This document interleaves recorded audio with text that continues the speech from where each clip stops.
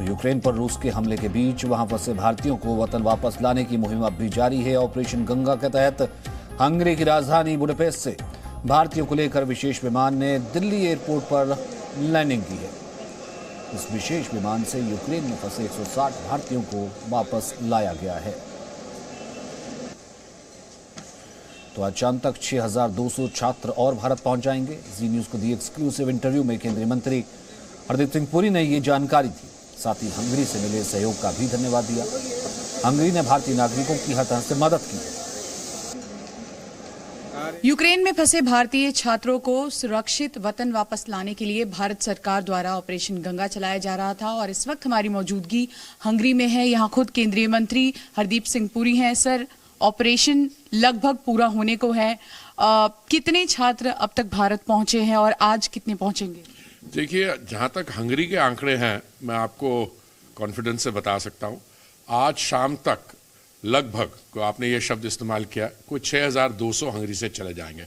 ऐसे ही अगर बाकी स्थान जो है रोमानिया, पोलैंड, स्लोवाकिया से मिला ले तो इस समय सारा मिला के कोई 20,000 से ऊपर होगा आंकड़ा। पर कुछ लोग 6,000 जा भी चुके थे पहले, जो आपने एडवाइजरी दी थी। तो दो चीज़ें, एक तो जो टोटल नंबर है वो जो हमारी एंटिसिपेशन थी कि 19-20 हज़ार, उससे ज़्यादा है।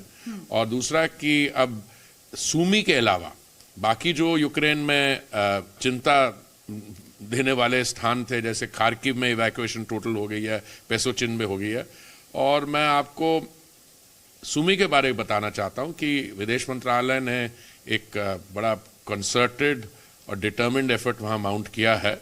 और जहां तक मेरे पास जानकारी है, इसको कंफर्म करना पड़ेगा, आप भी कर सकती है, 4 बसें जिसमें 50 की सीटिंग कैपेसिटी है, वो ऑलरेडी सूमी से लेके एक स्थान के लिए जो सेफ एरिया में है, पोल्टोवा, वहाँ के लिए रवाना हो चुकी है। और हमारी एक्सपेक्टेशन है कि बाकी भी जो बच्चे हमारे हैं वहाँ पे, उनको पानी, खाना और उनकी ट्रैवल की व्यवस्था कल तक पूरी कर देंगे। सर, 5 फ्लाइटें आज यहाँ से जा रही है, आप खुद वापस भारत जा रहे हैं, तो हम देख रहे थे कि जो लोग इंडियन एम्बेसी के टच में है वो भी, और उसके अलावा भी जो भारतीय यहाँ पर थे उनसे भी आप लोग लगातार अपील कर रहे हैं कि वो भी सामने आए, एयरपोर्ट जो है वहां तक पहुंचे ताकि उनको सही सलामत घर पहुंचाया। देखिए, आज हमें, देखिए, हर एक इवैक्यूएशन मिशन, किसी भी किस्म का इवैक्यूएशन, उसमें हमेशा फाइनाइट डिफाइंड टाइमलाइन होती है।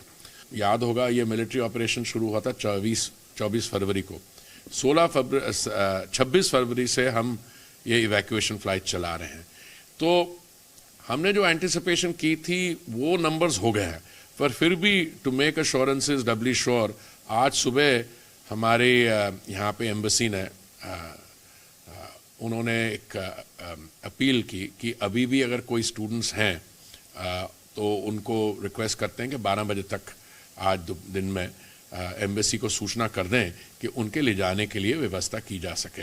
सर, लगातार हम देख रहे हैं कि जो भारतीय छात्र हैं उनके अलावा हम देख रहे थे कई छात्र रिक्वेस्ट कर रहे हैं कि उनके पेट हैं तो वो साथ में हमें ले जाने दिया जाए। एक महिला हमने देखा, एक कपल था जो कि यूक्रेनियन और इंडियन कपल था, फिर उन्होंने भी आपसे अपील की। तो इस तरह के अलग अलग केसेस भी आप लोगों के सामने? देखिए ऐसा है कि ये तो जब भी ऐसा कोई ऑपरेशन आप के लिए आप तैयारी करेंगे तो आप कुछ एंटिसिपेटेड चैलेंजेस होते हैं और कुछ अनएंटिसिपेटेड चैलेंजेस होते हैं।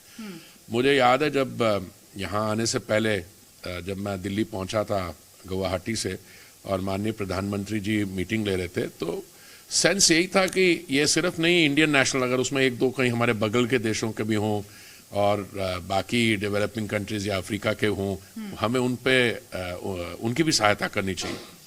तो मेरी जानकारी में 2-3 केसेस ऐसा है, एक कि जो हस्बैंड हैं वो इंडियन नेशनल हैं पर उनकी जो वाइफ है वो यूक्रेनियन नेशनल है। अब वो, अगर आप टेक्निकल डेफिनेशन से करें तो आप वाइफ को नहीं ले जा सकते हैं। तो मैंने कहा ये बिल्कुल ठीक नहीं है। आप अगर एक देर कपल उनको अगर इवैक्यूएट करना है तो, और ऐसे एरिया से आए तो उनको इवैक्यूएट कर दिया। जब मैंने देखा कि ये बच्चों का जो अटैचमेंट है अपने पेट्स के साथ, तो हमने अपनी तरफ से कोशिश की और I am keeping my fingers cross, ज्यादातर मुझे लगता है चले गए हैं। Presenting B News app, available on Google Play and App Store. Download it now.